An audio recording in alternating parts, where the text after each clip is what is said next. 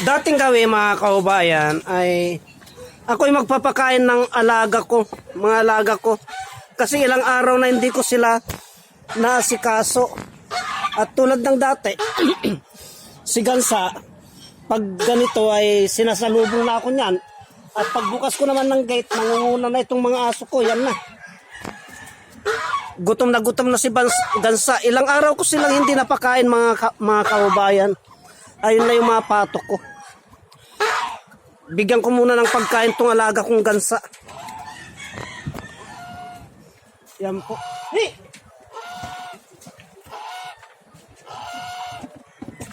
Naku po, patay. Wala na palang pagkain mga kaubayan. Wala na pala silang pagkain. Kaya bababa siguro ako at mamalengke ng pagkain nila. Pansamantala kukuha akong kanin at pagkakainin ko sila. Kukuha muna akong kanin mga kaubayan. Gutom na gutom tong Gansa ko mga kaubayan. Na ito. Sandali, kukuha akong kanin. Kukuha akong kanin. Hintay mo ako. Kukuha lang akong kanin. Gutom na gutom sila mga kaubayan. Kukuha akong kanin. Bali ito mga kaubayan, kumuha akong kanin. Kanin muna ang ipapakain ko sa kanila. Gutom na si Gansoy, oh. Kaya palang ingay-ingay niya. Babahugan ko siya dito. Halika na. Ayan, kainin mo yan. Si Pato ko, gutom na gutom sila mga kaubayan. At yung isa naman, babahugan ko dito. Yan. Hindi ko na malayan, nawala na pala silang pagkain mga kaubayan. Halika na. Yan. Hindi ko na malayan, wala na pala silang pagkain. At maglalagay naman ako ngayon ng tubig nila. Kasi hindi ko nasikaso eh. Hindi ko nasikaso dahil busy nga po ako. Bali bubuksan ko yung gripo. Bali nabuksan ko na yung gripo mga kaubayan. At papaliguan ko naman si Gansoy. Paliguan ko siya. Bali yan na tumutulo na.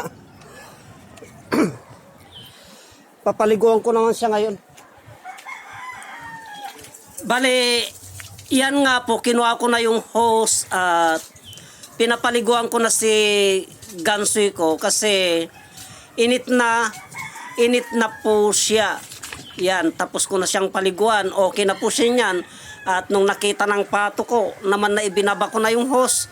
Tuwang-tuwa po siya sa tubig. Nakita niya yung tubig na napupuno na yung lalagyanan at tumutulo yung hose. Tuwang-tuwa po siya kasi nauhaw po sila mga kaubayan. Dahil 2 araw din po akong hindi ko sila naasikaso dahil sa sobra kong ang busy. At ayan, tinitignan ko po na yung mga kalat, napakarami pong kalat. Puno na po yung lalagyan ng tubig nila kaya papatayin ko na po yung gripo. Kasi masayang yung tubig, malaki pong binabayaran ko ang tubig mga kaubayan dahil sa mga alaga ko.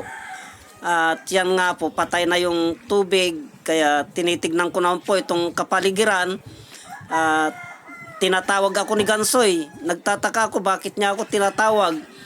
Kaya nung lumapit ako sa kanya na kung ano yung bakit niya ako tinatawag na gano'n, nung lumapit ako ay nagulat po ako mga kaubayan kasi may 4 na itlog. May itlog na pala po yung pato ko samantalang araw-araw ko pong tinitignan yan. Wala akong nakikitang itlog. Nagulat ako dahil may 4 na itlog na po pala dito. Hindi po sa kulungan, sa itlogan siya ng itlog kundi dito lamang po sa tabi ng puno. Kaya pinabayaan ko na lamang po siya dyan.